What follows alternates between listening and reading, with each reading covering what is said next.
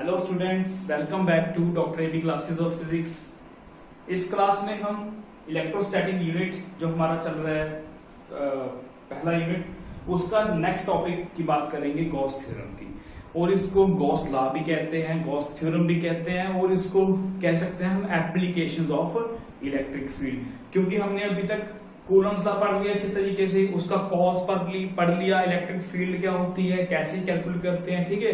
और यहाँ पे हम बात कर रहे हैं एप्लीकेशंस ऑफ, इसको क्या बोल सकते हैं, एप्लीकेशंस ऑफ इलेक्ट्रिक फील्ड भी बोल सकते हैं, ठीक है। सो इलेक्ट्रिक फील्ड की मतलब डिफरेंट ऑब्जेक्ट्स की इलेक्ट्रिक फील्ड कैसे कैलकुलेट करते हैं by using the Gauss theorem. हम इस चैप्टर में इसकी बात करेंगे, क्लियर। तो गॉस थ्योरम समझने से पहले हमें बात करनी होगी दो बेसिक क्वांटिटी की, जिसका नाम है एरिया और सेकंड नेम है आपकी इलेक्ट्रिक फ्लक्स। इन दो क्वांटिटीज को समझना बहुत जरूरी है, क्योंकि जब तक ये समझ आएंगी तब आपको गॉस थ्योरम क्लियर होगी, और गॉस थ्योरम क्लियर होगी तब आप डिफरेंट शेप्स की बॉडीज की ऑब्जेक्ट्स की इलेक्ट्रिक फील्ड फाइंड आउट कर सकते हो by using the Gauss theorem, clear.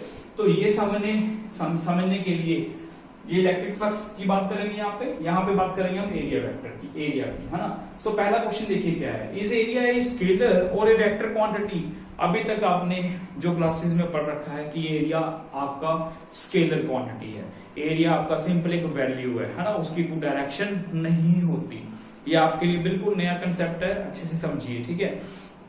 जैसे मान लीजिए आपको रेक्टेंगुलर शेप है, उसका कोई एरिया फाइंड करना है, तो क्या होता है वो, ठीक है, लेंथ इनटू ब्रेड्थ, है ना, लेंथ इनटू ब्रेड्थ होता है। उसके बाद स्केल ले लीजिए, साइड इनटू साइड होता है ना, सर्कल ले लीजिए, पाई आर स्केल होता है। तो आप एरिया जैसी शेप है, आपको उसके फॉर्मूले मालूम है, आप फॉर्मूला अप्लाई करते हो मैथ में, है ना, आप उसका एरिया फाइंड आउट कर लेते हो, क्लियर। उसकी कभी डायरेक्शन की बात आपने नहीं की होगी, बट जब हम फिजिक्स में बात कर रहे हैं एरिया की, तब हमें देखना पड़ेगा पहले कि एरिया आपका स्केलर है या वेक्टर है, क्योंकि फिजिक्स में आपको ऑलरेडी मालूम है कि वेक्टर क्वांटिटी की बहुत ज्यादा इंपॉर्टेंस है, ठीक है। सो वेक्टर क्वांटिटी की ज्यादा इंपॉर्टेंस होने के कारण हमें चेक करना पड़ेगा कि एरिया स्केलर है या वेक्टर है, ठीक है। सो इसका क्वेश्चन का आंसर आपको मिल जाएगा बड़ी आसानी से, अभी देखिए आप।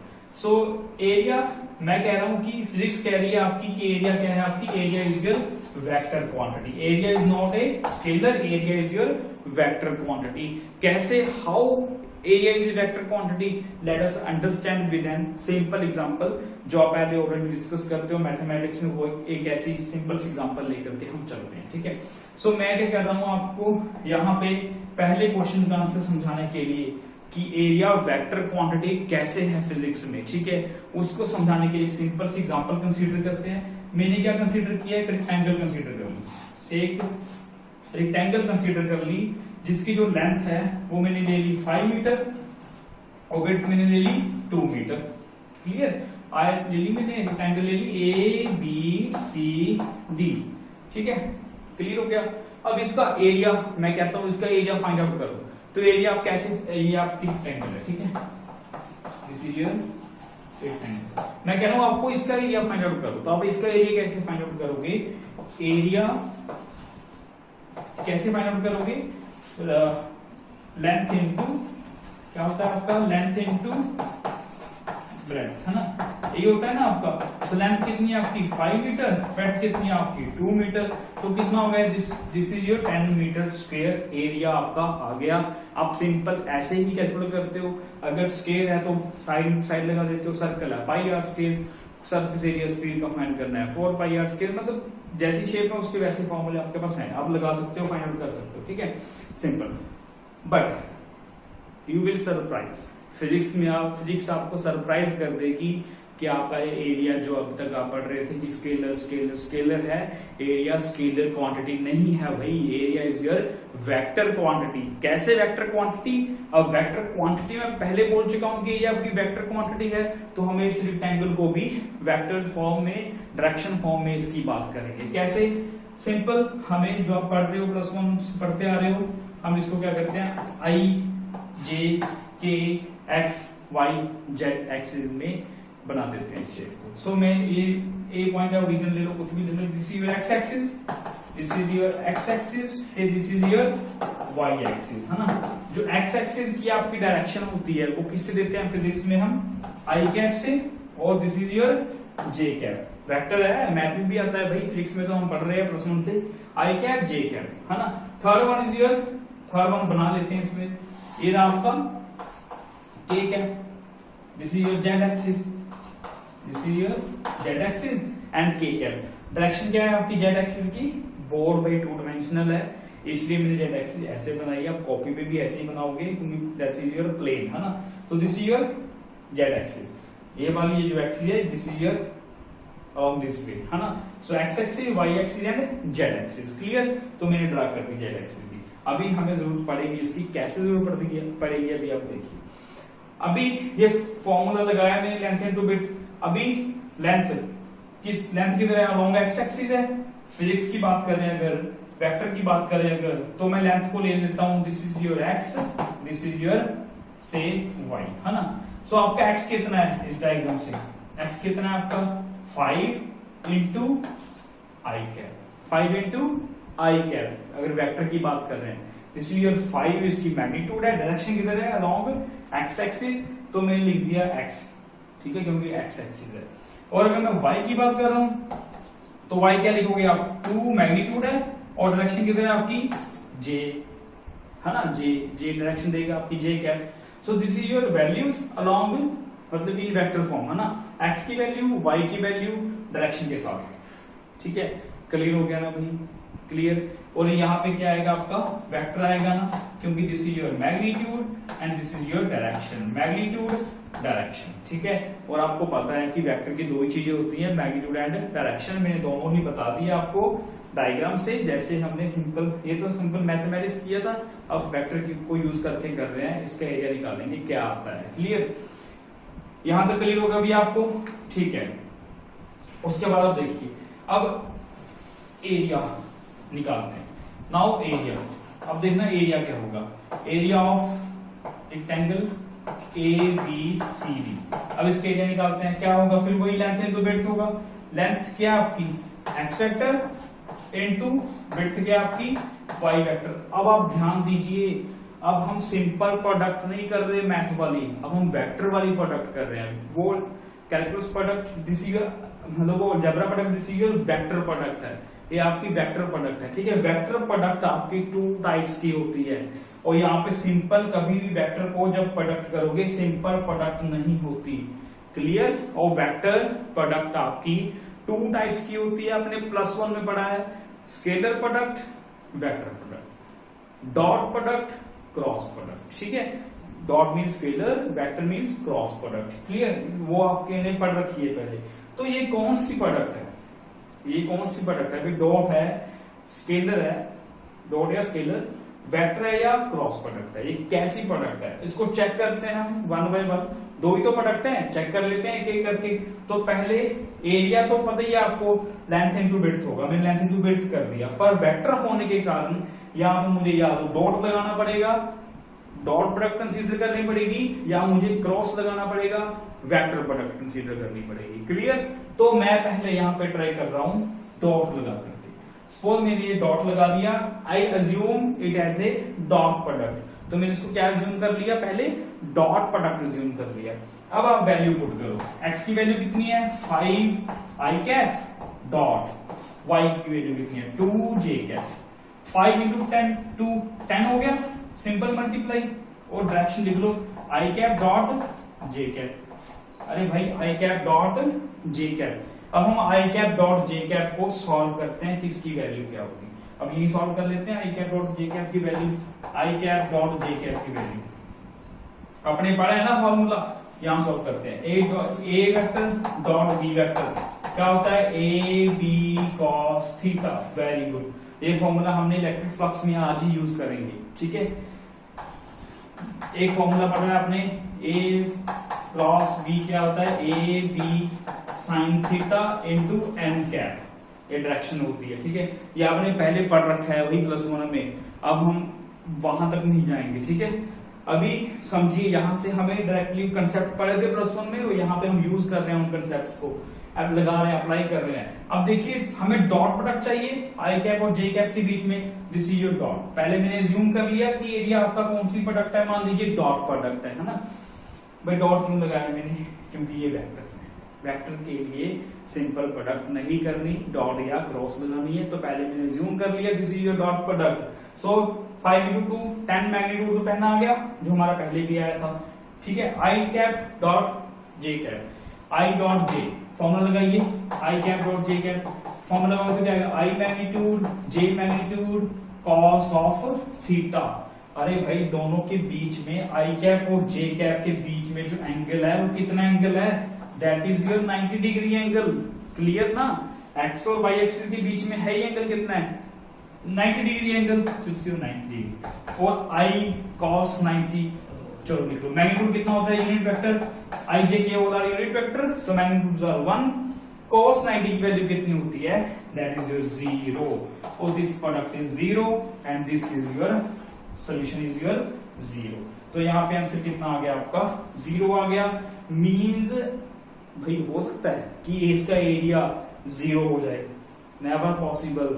अभी तो हमने 10 निकाला था ना, 10 निकाला था, 0 कैसे हो जाएगा, is it possible, never possible. ये 0 हो ही नहीं सकता, इसका एरिया कुछ ना कुछ लेंथ है, कुछ ना कुछ वेट है, तो एरिया तो होगा ही भाई, तो 0 कैसे आ जाएगा, नेवर पॉसिबल, है ना।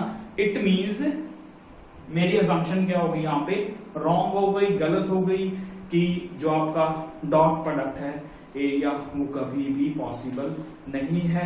इट मींस ये डॉट प्रोडक्ट जो मैंने एज्यूम की दैट इज रॉन्ग, ठीक है। तो मुझे क्या एज्यूम करना पड़ेगा, तो मुझे क्या एज्यूम करना पड़ेगा कि आपका जो प्रोडक्ट है, ऑप्शन क्या बची मेरे पास, डॉट प्रोडक्ट फेल हो गया, क्या ऑप्शन बची मेरे पास, वेक्टर प्रोडक्ट की ऑप्शन बची, क्रॉस प्रोडक्ट की ऑप्शन बची। भाई जिसको ये चीजें क्लियर है ना उसको समझ में आ रहा हुआ है, ठीक है। This is your cross product, suppose it is your, पहले क्वेश्चन यहाँ पे ऑलरेडी खत्म हो गया, डॉट प्रोडक्ट एज्यूम किया, रॉन्ग हो गया।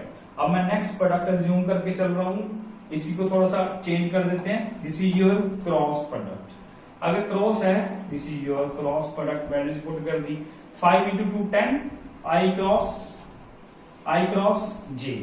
अभी हमें समझना है आई क्रॉस जे, आई क्रॉस जे मीन्स ए क्रॉस बी, ए क्रॉस बी की हम वैल्यू यहाँ पे फॉर्मूला लगा देते हैं आई क्रॉस जे का, ठीक है। अब हम आई क्रॉस जे को सॉल्व करें, देखिए आई क्रॉस जे क्या होता है, I magnitude J magnitude sine of theta, तो पता ही है आपको क्या है 90 है, थीटा 90 डिग्री है, this is your N cap.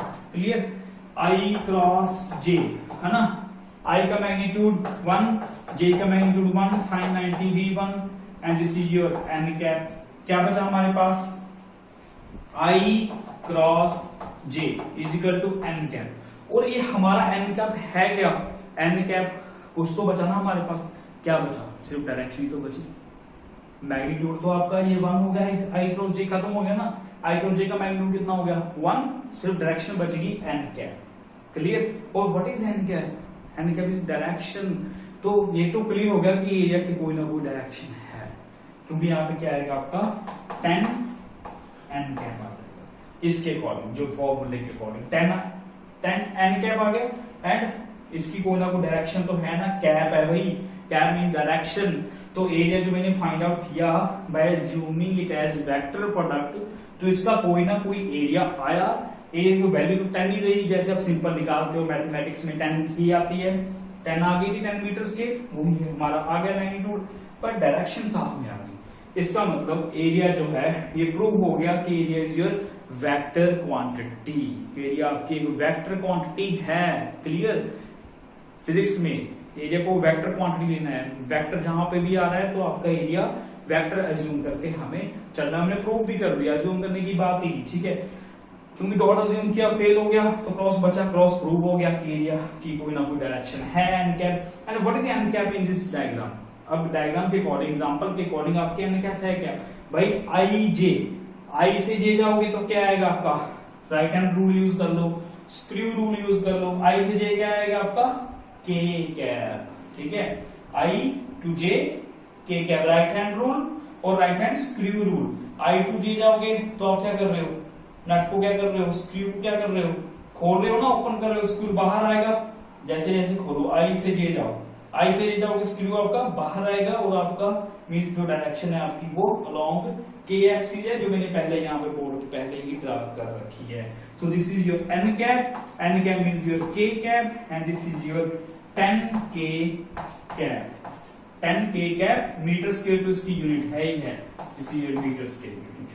सो ये प्रूव हो गया कि आपकी जो एरिया रेक्टेंगल का मैंने एरिया फाइंड आउट किया था 10 meter square, this is not only 10 meter square, तो वैल्यू है ही है, उसकी डायरेक्शन भी है जो है आपकी always perpendicular to the surface. जो के क्या डायरेक्शन है आपकी वो क्या है, परपेंडिकुलर टू सरफेस है। क्लियर हो गया भाई, क्लियर हो गया ना। और आप देखिए बोर्ड में परपेंडिकुलर टू सरफेस, और आ भी बाहर की तरफ रही है, आ भी बाहर की तरफ रही है, ठीक है ना। मैं मल्टीप्लाई किया लेंथ इनटू ब्रेड्थ, अगर ब्रेड्थ इनटू लेंथ करते हैं तो डायरेक्शन उल्ट जाएगी, ठीक है। पर फिजिक्स में हमें अब देखना है कि डायरेक्शन दो तरीके से परपेंडिकुलर है, एक आउटवर्ड है, एक इनवर्ड भी तो है ना। जैसे X axis minus X axis, plus Y axis minus Y axis, plus की एक्सिस माइनस की एक्सिस। माइनस की एक्सिस भी तो पॉसिबल हो सकती है ना, बट कौन सी हमें डायरेक्शन लेनी है, एज्यूम कौन सी करनी है। ऑलवेज हमें आउटवर्ड डायरेक्शन ही एज्यूम करनी है। किसी भी सरफेस का एरिया फाइंड आउट करते हैं तो एरिया आपको ये तो प्रूव हो गया कि area is your vector quantity, और उसको हमें हमेशा लेना किधर है, ऑलवेज परपेंडिकुलर टू सरफेस। तो मैं यहां पे लिख देता हूं area is your, area is A vector quantity and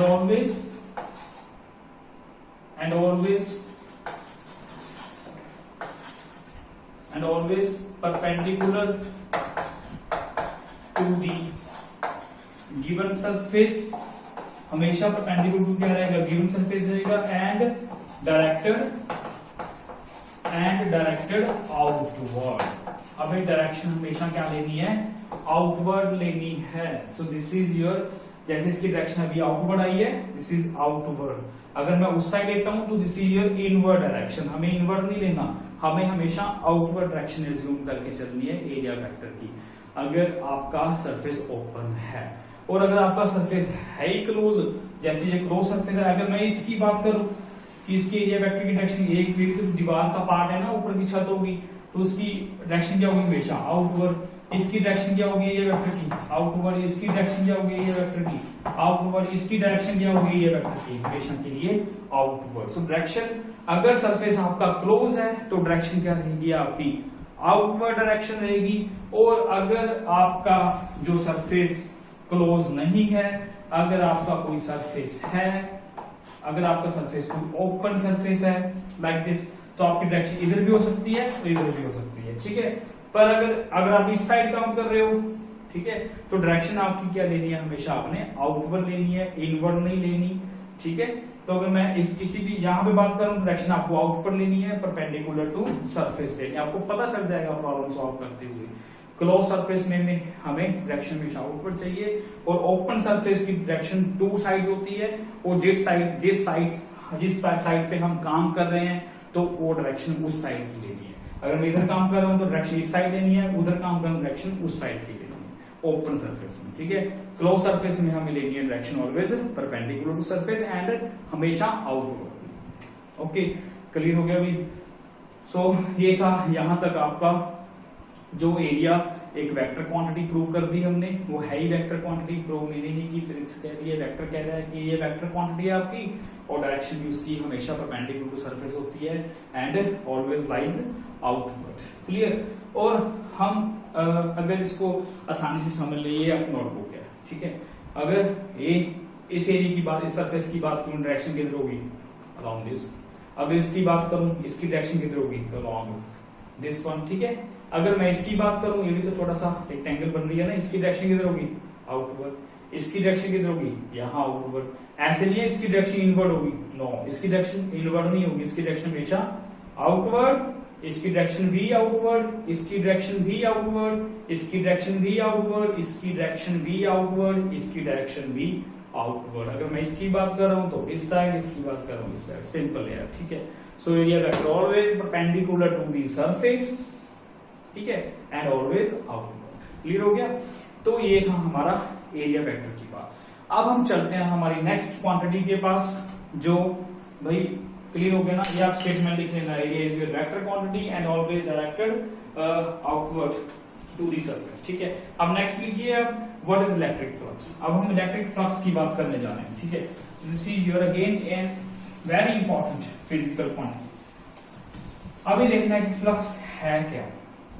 देखिए नाम इलेक्ट्रिक फ्लक्स, फ्लक्स क्या चीज है?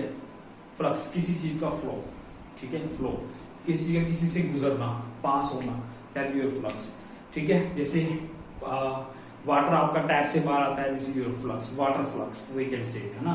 कोई भी लिक्विड किसी चीज से भी बाहर आ रहा है, दैट इज इट्स फ्लक्स, है ना। तो फ्लक्स होती है। अभी इसको समझने के लिए मैंने छोटी सी डायग्राम बना रखी है, पर ये हम बात कर रहे हैं इलेक्ट्रिक फ्लक्स की। Electric flux means electric lines of force आएंगी, किसी सरफेस से गुजरने की कोशिश कर रही हैं, ठीक है। जितनी उस सरफेस से पास हो जाएंगी, दैट इज इट्स सरफेस, उस सरफेस क्या होगी, वो फ्लक्स होगी, that is it's electric flux. Clear हो गया? जैसे वाटर टैप से बाहर आ रहा है, इट्स वाटर फ्लक्स, ठीक है। और इलेक्ट्रिक, अभी इलेक्ट्रिक की बात कर रहे हैं। इलेक्ट्रिक, अगर इलेक्ट्रिक लाइंस ऑफ फोर्स किसी सरफेस से गुजर रही हैं, तो वो सरफेस की क्या होगी, गिवन सरफेस की क्या होगी, इलेक्ट्रिक फ्लक्स होगी। मैं पहले थोड़ी इसकी डेफिनेशन लिख देता हूं, फिर आपको बाद में समझा देता हूं, ठीक है। इलेक्ट्रिक फ्लक्स क्या है? The number of electric lines of force, the number of electric lines of force passing through a given area, passing through a given area is called electric flux। उसको क्या बोलेंगे हम? इलेक्ट्रिक फ्लक्स बोलेंगे। कि number of electric lines of force passing through a given area, किसी given area से कितने number of electric lines of force pass हो पा रही है, ठीक है, दैट इज इलेक्ट्रिक फ्लक्स। ये देखिए, सो मैंने कोई इलेक्ट्रिक लाइंस ऑफ फोर्स ले ली, this is electric field, clear. This is your notebook, भाई ये नोट जो बनाई है ना मैंने, A B C D notebook बनाई है, ये ऐसे है नोटबुक, ठीक है, क्लियर हो गया। और ये नोटबुक कैसे है, इलेक्ट्रिक लाइन ऑफ फोर्स ऐसे आ रही है आपकी, देखिए। अब आपको यहां से क्लियर हो रहा है कि आपका ये एरिया है कोई ना कोई, ठीक है, और इससे क्या गुजर रही है, electric line of force pass हो रही है। अब आप देखिए इस केस में आपके maximum number of electric lines of force pass हो पाएंगी, जितनी यहाँ पे सभी से जितनी lines of force, maximum lines of force pass हो जाएंगी इस केस में, ठीक है। और अगर मैं इसकी बात करूं तो ये एरिया आपका ऐसे रखा हुआ है नोटबुक, ठीक है। देखिए मैंने इस एरिया से कोई भी लाइन पास नहीं की, क्योंकि इसमें से कोई लाइन पास हो ही नहीं पाएगी। सो दिस इज वेरी, ये आपको थिकनेस दिख रही है ना, ये इतना भी नहीं है, this is very thin, thickness is very negligible, clear. So very negligible thickness में से कोई भी इलेक्ट्रिक लाइंस ऑफ फोर्स पास नहीं हो पाएंगी, सभी ऊपर से या नीचे से ऑलमोस्ट पास हो जाएंगी, और इसके बीच में से कोई भी इलेक्ट्रिक लाइंस ऑफ फोर्स पास नहीं हो पाएंगी, ठीक है। तो मैं यहां पे लिख सकता हूं, this is your zero flux, ठीक है, दिस इज मैक्सिमम फ्लक्स, लिख सकता है, लिख सकते हैं ना, this is maximum electric flux, ठीक है, this is your zero electric flux, है ना। ये आपकी इस केस में maximum electric lines of force pass हो रही है, इस केस में जीरो पास हो रही है। और अगर जीरो से मैक्सिमम की बात करें, अगर मैं इस नोट इलेक्ट्रिक लाइन फोर्स तो ऐसे ही है, अगर मैं इसको ऐसे कर दूं या ऐसे कर दूं, ठीक है, तो क्या होगा, इस केस में क्या होगा, थोड़ी सी ऊपर से गुजर जाएंगी, थोड़ी सी नीचे से, थोड़ी सी कम हो जाएंगी इलेक्ट्रिक लाइंस ऑफ फोर्स पास। अगर मैं वो नीचे आ दूं, थोड़ी सी और कम हो जाएंगी, ठीक है। इसमें से पासिंग जितनी लाइंस ऑफ फोर्स पास हो रही हैं उतनी इलेक्ट्रिक फ्लक्स है, बस सिंपल बात, क्लियर। जितनी ज्यादा पास हो रही है उतनी ज्यादा इलेक्ट्रिक फ्लक्स, जितनी कम हो रही है उतनी कम इलेक्ट्रिक फ्लक्स। अब इस एरिया को, शेप को जैसा अभी यहाँ मैक्सिमम, यहाँ 0। अगर मैं इसको ऐसे नीचे लेते हैं तो कम होती जा रही है ना, तभी 0 तक पहुंच पाएंगे। तो यहाँ पे ऐसे ऐसे करते जाओ, आपकी इलेक्ट्रोमैग्नेटिक फोर्स कम पास होती जाएंगी। क्लियर हो गया? तो इसका मतलब ये रहा कि अगर अभी इसको यहां तक पहुंचते हैं धीरे धीरे, ठीक है, समझ तो आ गया आपको, पर मैथमेटिकल फॉर्म में हमें अब इसको लेके आना है, कैसे लेके आएंगे, ठीक है। तो मैं क्या कर रहा हूं, इसमें ना इस जनरल सा एक्सप्रेशन ड्राइव कर देते हैं किसी एंगल पे। ये आपकी इलेक्ट्रोमैग्नेटिक फोर्स है, मैंने यहाँ पे कोई भी एक रैंडम शेप रख ली, कोई भी रैंडम शेप, ठीक है, एनी रैंडम शेप रख ली, उसका टोटल एरिया एस है, तो मैंने अज्यूम कर लिया दिस इज स्मॉल एरिया। ये स्मॉल एरिया मैंने अज्यूम कर लिया कि भाई मुझे एक्चुअली क्या है कि टोटल एरिया तो इसका पता नहीं, क्योंकि रैंडम शेप है, कोई शेप डिफरेंट, कोई मतलब सिमेट्रिकल शेप तो नहीं है, कोई शेप ही नहीं है, कोई इसका एरिया मुझे मालूम नहीं। तो मैं छोटा सा एरिया जहां मुझे सिमेट्री सी लगी, मैं छोटा सा स्मॉल एरिया डीएस वहां पे कट कर लिया। DS means small area, cut कर लिया, ठीक है। इस सरफेस इलेक्ट्रोमैग्नेटिक फोर्स पास हो रही है। अब इस छोटे से सरफेस से भी तो यहाँ भी तो इलेक्ट्रोमैग्नेटिक फोर्स है, यहाँ पे भी तो है ना, इस छोटे से सरफेस में से भी कुछ electric lines of force pass हो रही हैं, ठीक है। बट कितनी electric lines of force pass हो रही है इस छोटे से सरफेस की निकालते हैं, ठीक है। अब देखिए छोटा सा जो सरफेस है, ये छोटा सा सरफेस, इसकी जो डायरेक्शन होगी, सरफेस एरिया डायरेक्शन होगी always outward and perpendicular to surface, ठीक है। अब इसकी डायरेक्शन क्या होगी आपकी, अलोंग दिस वन, क्योंकि ये कर्व है, और कर्व हमेशा, कर्व पे जो डायरेक्शन होगी ऑलवेज क्या होगी, outward and perpendicular to surface, ठीक है। एरिया वेक्टर पढ़ा ना हमने, उस वो डायरेक्शन दी है अपने डीएस की। सो this is your DS vector. Clear? जो डायरेक्शन है आपकी एरिया वेक्टर की। और ये क्या हो रहा है यहाँ पे क्या हो रही है, पास इलेक्ट्रिक लाइन फोर्स पास हो रही है। सो मैंने कोई भी इलेक्ट्रिक लाइन फोर्स इसके बीच में से पास कर दी, this is your electric field. तो यहाँ पे क्या बना रही है, कोई ना कोई एंगल बना रही है, जो मैंने केस अभी डिस्कस किया था आपसे। सो मान लीजिए ये इलेक्ट्रिक फील्ड है, क्लियर। और यहाँ पे एरिया वेक्टर इसके साथ क्या बना रहा है, कोई ना कोई, क्योंकि एरिया वेक्टर तो ऐसे होगा, ठीक है ना। तो ये इलेक्ट्रिक फील्ड ऐसे है, तो कोई ना कोई क्या बना रही है, एंगल बना रहा है अब एरिया वेक्टर और इलेक्ट्रिक फील्ड के बीच में। तो मैंने वही एंगल बनाया यहाँ पे इलेक्ट्रिक फील्ड और एरिया वेक्टर के बीच में। क्लियर हो गया? अब देखिए इस केस में मैक्सिमम थी, इस केस में मिनिमम थी, इस केस में इन बिटवीन होंगी, जो आपके एंगल पे डिपेंड कर रही है। जितना एंगल आपका बढ़ता जाएगा उतनी इलेक्ट्रिक लाइंस ऑफ फोर्स आपकी कम होती जाएंगी, ठीक है। अगर एंगल आपका कोई एरिया वेक्टर के साथ की बात कर रहा हूं, एरिया वेक्टर आपका ये रहा आउटवर्ड, इलेक्ट्रिक फील्ड भी आपकी ये रही, दोनों में एंगल कितना है, जीरो। जितना एंगल आपका बढ़ता जाएगा उतनी इलेक्ट्रिक लाइंस ऑफ फोर्स आपकी बीच में से पास होनी। यहाँ पे एंगल कितना हो गया, 90 डिग्री हो गया। ये देखिए ये एरिया वेक्टर है आपका, this is area vector, this is electric field, और एंगल कितना बन गया यहाँ पे 90 डिग्री का। यहाँ पे एरिया वेक्टर की डायरेक्शन क्या होगी, outward, this is area vector, है ना। और इलेक्ट्रिक फील्ड और एरिया वेक्टर में एंगल यहाँ पे थीटा कितना है आपका 0 डिग्री, और यहाँ पे थीटा कितना है आपका इस केस में 90 डिग्री। अगर देखिए 90 डिग्री तक एंगल पहुंच जाएगा एरिया वेक्टर और आपका इलेक्ट्रिक फील्ड के बीच में, तो आपका जो फ्लक्स है वो कितनी है, 0 फ्लक्स। क्लियर? और इस केस में फ्लक्स कितनी है आपकी, इस केस में एरिया वेक्टर और इलेक्ट्रिक फील्ड के बीच में एंगल कितना है आपका 0 डिग्री, तो आपकी मैक्सिमम फ्लक्स पास हो रही है।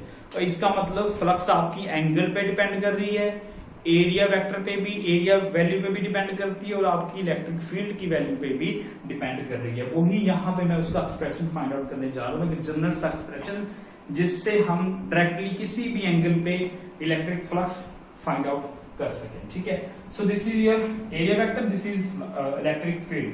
अब हमें क्या करना पड़ेगा कि इस अभी देखिए इलेक्ट्रिक फील्ड ऐसे जा रही है, एरिया वेक्टर आपका उस डायरेक्शन में। अभी इलेक्ट्रिक फील्ड को 2 कंपोनेंट में ब्रेक कर दो। दिस इज आपका कौन सा कंपोनेंट होगा, एंगल के साथ कौन सा होता है, cos component, and this is your ये कौन सा होगा, this is your sign component. Clear?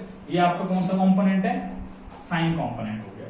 अब देखिए इस एरिया वेक्टर में से कौन सा कंपोनेंट पास होगा इलेक्ट्रिक फील्ड का, E cos theta along this direction, ठीक है ना, अलोंग इट्स डायरेक्शन है तो वही पास होगा ना। जैसे ये था, ये आपका एरिया वेक्टर, यही आपकी इलेक्ट्रिक फील्ड, दोनों एक ही डायरेक्शन में हो गए तो ये इलेक्ट्रोमैग्नेटिक फोर्सेस से पास हो जाएंगी डीएस में से, और ये साइन थीटा कंपोनेंट इस डीएस में से पास नहीं हो पाएगा। So this is not contributing to electric flux. Electric flux को कौन सा कंपोनेंट कंट्रीब्यूट कर रहा है आपका, ई कॉस थीटा। सो जो आपकी इस डी एंड डीएस की वजह से, इस स्मॉल एरिया वेक्टर की वजह से फ्लक्स आएगी आपकी, वो कितनी आएगी वो मैं यहाँ पे अभी लिख रहा हूं, डायग्राम को इरेज कर देते हैं। जो आपकी फ्लक्स आएगी that is your D phi. अरे भाई फाई क्या है, phi is nothing but your electric flux. Flux का सिंबल है आपका इलेक्ट्रिक फ्लक्स का, जैसे इलेक्ट्रिक फील्ड का सिंबल ई, फोर्स का सिंबल एफ, वैसे ही आपका इलेक्ट्रिक फ्लक्स का सिंबल क्या है आपका फाई। क्लियर हो गया। जो मैंने डी क्यों लगाया पूरे, स्मॉल फ्लक्स। स्मॉल फ्लक्स क्यों, टोटल एरिया तो हमारा एस है but I am finding from this small area DS, तो स्मॉल फ्लक्स हो गई। टोटल की बात करेंगे तो बाद में इंटीग्रेशन करके पता कर लेंगे, ठीक है। तो ये डीएस हो गया, डी फाइव, डीएस में से पास होने वाला इलेक्ट्रिक फ्लक्स डी फाइव। तो डी फाइव क्या होगी आपकी, मैग्नीट्यूड की बात करें तो this is your DS into E cos theta. अभी बात की थी हमने दोनों की प्रोडक्ट, ठीक है। तो कितना आ गया, ई डीएस कॉस थीटा। अरे भैया आपको पता है कि इलेक्ट्रिक फील्ड भी वेक्टर है, ये डीएस भी वेक्टर है जिसकी डायरेक्शन हमने परपेंडिकुलर टू सरफेस आउटवर्ड दी, और इलेक्ट्रिक फील्ड की डायरेक्शन हमें ऑलरेडी मालूम है। सो ये दोनों ही वेक्टर क्वांटिटी है, दोनों ही अगर वेक्टर है दोनों पे वेक्टर डालेंगे। अगर वेक्टर है तो बीच में भी डॉट या क्रॉस आएगा, अगर यहाँ पे कॉस है तो क्रॉस है तो क्या आएगा आपका, सिंपल डॉट आएगा। सो this is your expression, short expression, very small expression for basics clear करने हैं भाई यहाँ से। ये ऐसे नहीं है कि एग्जामिनेशन में आएगा तो ऑब्जेक्टिव के लिए भी इंपॉर्टेंट है और आपका नेक्स्ट आर्टिकल्स की डेरिवेशंस के लिए इंपॉर्टेंट है, तभी इस पे थोड़ा सा समय लगता है। तो this is your D five E dot DS. सो ये आपका आ गया small amount of electric flux passing this small area DS, है ना। नाउ टोटल इलेक्ट्रिक फ्लक्स, ठीक है। Now total electric flux, now total electric flux. Total electric flux कितनी होगी, अब इस डायग्राम को इरेज कर देते हैं। जो टोटल इलेक्ट्रिक फ्लक्स, ठीक है, पासिंग थ्रू एरिया कितना था, हमने एस लिया था। टोटल के लिए अगर तो आप इंटीग्रेशन कर दो, ठीक है, इंटीग्रेशन करोगे ई dot DS, total close area है क्लोज कर दो, ठीक है, this is five. So this is your integration कर दी टोटल के लिए हमने इंटीग्रेशन, ठीक है, टोटल सिस्टम के लिए हमने इंटीग्रेशन कर दी। This is your total flux phi is equal to E dot DS का integration. This is your expression for total electric flux. अगर हम केसेस की बात करें, ये केस कहां से जो मैंने पहले ही बना रखे थे, तो फाई इज इक्वल टू आपका फॉर्मूला आपको क्लियर हो गया। अगर आपका सरफेस एरिया कोई, ये तो हो गया अननोन सरफेस एरिया जिसका हमें सरफेस एरिया नहीं मालूम, ठीक है, एरिया नहीं मालूम। जिसका हमें एरिया मालूम है भाई सिंपल उसको लिख सकते हैं फॉर कांस्टेंट इलेक्ट्रिक फील्ड बोल लो, जिसका हमें एरिया मालूम है, ई ऐसा है, ई डॉट ऐसा है। अब इसको ओपन करते हैं, ई एस कॉस थीटा, ठीक है। अगर देखिए theta is your 0 degree, theta is your 0 degree, तो कॉस 0 कितना होता है आपका 1। फ्लक्स क्या आ गया आपकी मैक्सिमम फ्लक्स, इसको एरिया एस ले लो, ठीक है, इसको एरिया एस ले लो, ठीक है। तो मैंने एरिया लिया है एस और ए में अलग अलग समझना है इसको। उसके बाद if theta is your 90 degree in this case, ठीक है, तो आपका जो फ्लक्स कितनी आएगी, कॉस 90 कितना होता है आपका 0। तो यहाँ पे फ्लक्स बिल्कुल भी नहीं है, 0 फ्लक्स, यहाँ पे मैक्सिमम फ्लक्स पास हो रही है। सो ये केस हो गया आपके फ्लक्स का छोटा सा फॉर्मूला हो गया जो हमें नेक्स्ट आर्टिकल्स के लिए बार बार यूज करना है। तो आपको बेसिकली यहाँ पे जो अभी थोड़ा सा कंक्लूजन निकाल लेते हैं, area is your vector quantity, direction is perpendicular to surface and always outward, okay. और इलेक्ट्रिक फ्लक्स की बात करें, electric flux nothing just number of electric lines of force. But कहां से number of electric lines of force? Passing through जिस area की हम बात कर रहे हैं, जितनी number of electric lines of force ज्यादा पास होगी उतनी आपकी फ्लक्स क्या होगी? ज्यादा होगी। क्लियर हो गया भाई? सो ये था हमारा इलेक्ट्रिक फ्लक्स और आपका एरिया वेक्टर के ऊपर बात। अब आपकी फ्लक्स के डायमेंशनल फॉर्मूले और यूनिट आप इजीली निकाल सकते हो, उसके निकाल लेना, क्योंकि फ्लक्स क्या है आपकी? Electric field into area. Electric field की यूनिट क्या होती है? न्यूटन पर कूलम। एरिया क्या है? मीटर स्क्वायर, तो न्यूटन मीटर स्क्वायर पर कूलम। डायमेंशन फॉर्मूला आप निकाल लेना, ठीक है, फ्लक्स का। और एरिया तो आपको पता ही है, मीटर स्क्वायर और एल स्क्वायर डायमेंशन फॉर्मूला। तो इलेक्ट्रिक फ्लक्स के डायमेंशन फॉर्मूले आप निकाल सकते हो। और एक बात और, इलेक्ट्रिक फ्लक्स आपकी स्केलर है या वेक्टर है? अरे भाई देखिए डॉट प्रोडक्ट आ रही है, तो डॉट प्रोडक्ट आ रही है, तो इलेक्ट्रिक फ्लक्स क्या है आपकी? Electric flux is your scalar quantity, it is not A vector quantity, ठीक है। इलेक्ट्रिक एरिया आपकी वेक्टर क्वांटिटी है, इलेक्ट्रिक फ्लक्स आपकी स्केलर क्वांटिटी है। क्लियर हो गया? क्योंकि इसमें डॉट आती है तो आपकी ये स्केलर क्वांटिटी है। और डायमेंशनल यूनिट आप निकाल ही लोगे। सो अच्छे से करिए इस बेसिक्स को क्लियर अपने, ठीक है। तो बार बार पढ़िए बुक से, क्लासेस को अच्छे तरीके से देखिए, पिछली क्लासेस को देखिए तो समझ में आ जाएगा ये सारा, ठीक है। और ये क्लास इंपॉर्टेंट है for your next for this chapter, ठीक है। इस चैप्टर को अच्छे तरीके से समझने के लिए। Till then stay at home, good luck, be happy.